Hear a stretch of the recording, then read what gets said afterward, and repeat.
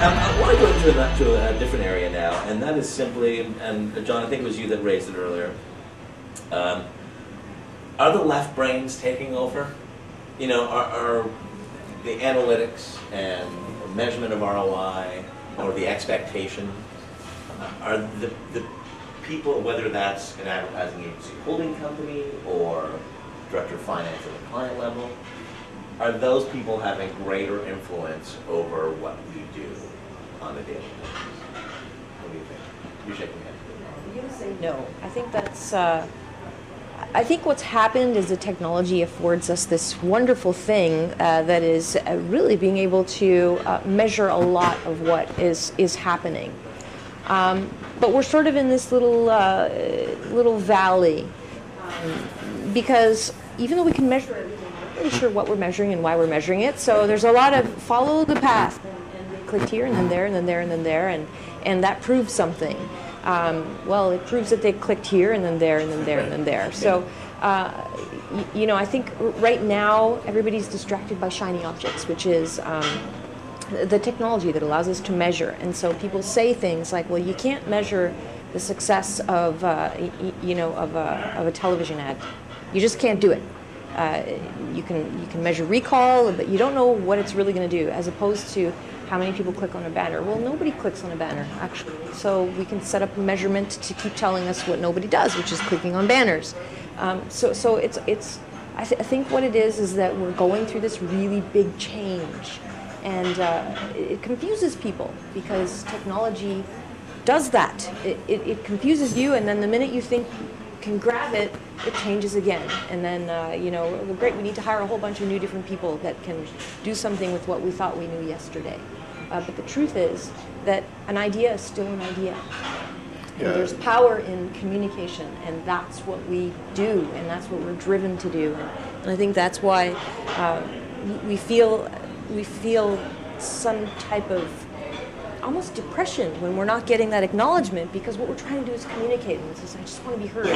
And here's the product I'm trying to communicate about, or the message, or the service. And when we don't get acknowledgement for having communicated, that's where everything falls down, and it starts to feel like something's going wrong. But really, it's just a shift in thinking. And once we get past this stage, we're back to realizing that, hey, it's just about communication again. Mm-hmm. Right. And the latest shiny newest object is probably the like button, right?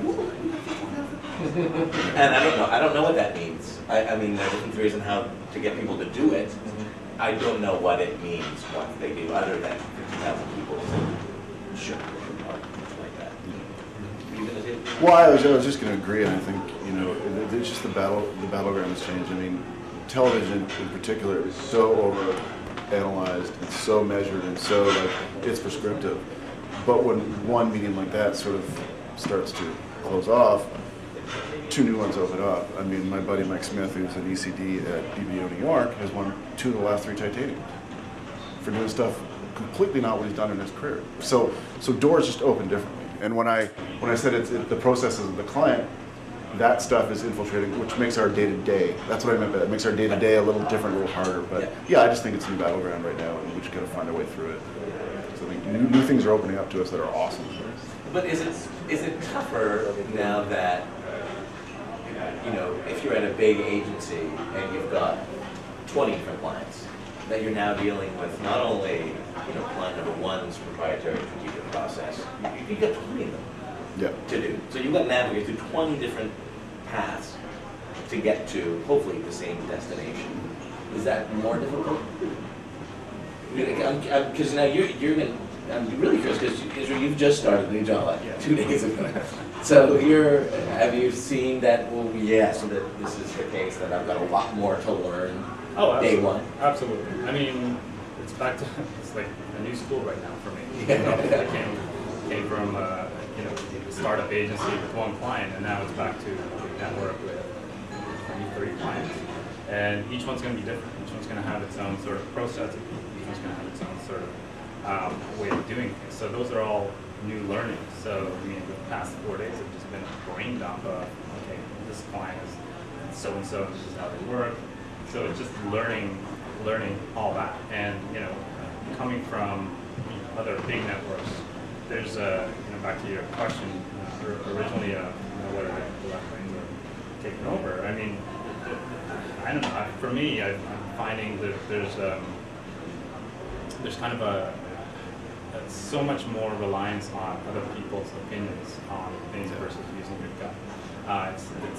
So there's a lot more testing that's required, and because this is the information age, it's easy to kind of do those things. You can do research online and get instant feedback on, throw this out, see what they say, and analyze that, and all of a sudden that's the rule to employ to be an ad.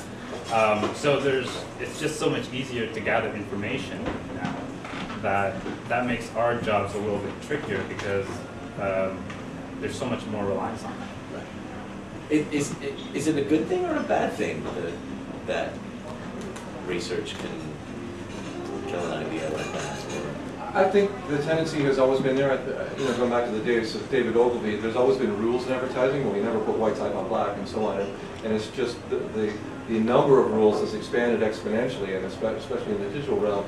But I think the central paradox of all this is, as much as the client can say, make me a viral ad that's going to go huge, no one can do it. I mean, you simply don't know the human mind enough to know what's going to work and what's not going to work. And I think there were surprises just recently in the Super Bowl in terms of what people responded to. So as much as we try to apply the science, and have always tried to apply the science, the human mind is a very unpredictable thing. Yeah. I think that's the joy of it. We don't know what people will love. Yeah, who would have thought that a little kid in a Darth Vader suit would be more popular than someone's getting a kick to the balls? Yeah. Come on, kick to the balls. This is always one out. Always Had to fun. happen finally. Finally Finally happened. been kicked the balls.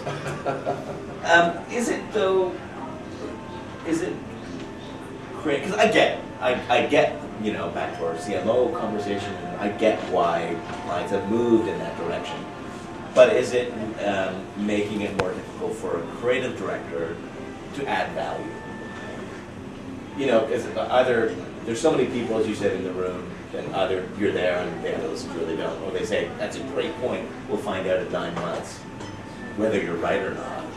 And is that contributing to some of this? Glenn, what do you think? The research? Yeah. I've been really fortunate that I've had great relationships with the CEOs at the places I've done business with.